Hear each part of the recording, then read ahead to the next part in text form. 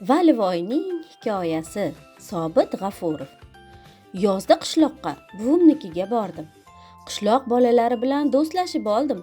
Birgalikda qovun poliziga bordik. Rosa tut, bexi, o'rik, gilos, shaftoliga to'ydik. Keyin anhorga cho'milgani bordik. Qarasak, g'oz, o'rdak, tovuqlar o'z jo'jalari bilan suzib yurishibdi. Biz ham cho'mildik. Ko'p cho'milganimizdan rosa terlab ketibmiz. Qaytib kelsam, buvimlar tandirda non yopayotgan ekanlar. Qornim ochib ketganidan 2 tandir nonni yeb qo'yibman. Tong otarda buvimning bo'yni uzun g'ozi qichqirib meni uyg'otib yubordi. G'oz devorga chiqib olib, bor ovozi bilan qo'quvlab qichqirardi.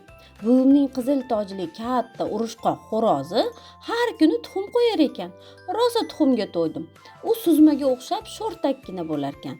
Buzoqqa o't yulib soldim-da, qo'zichoqqa suyak berdim. U mazza qilib yedi.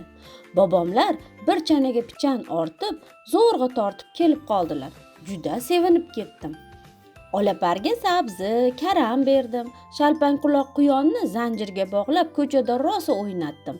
U qo'shnimning mushugi bilan chiqishmas ekan. Ko'rishi bilan sayrab yubordi. Qishloq menga juda yoqdi. Yaxshi dam oldim, semirdim.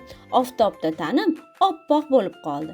Qaytishimda buvim oyimga sovg'a qilib bir chelak uzum, tut berib yubordilar.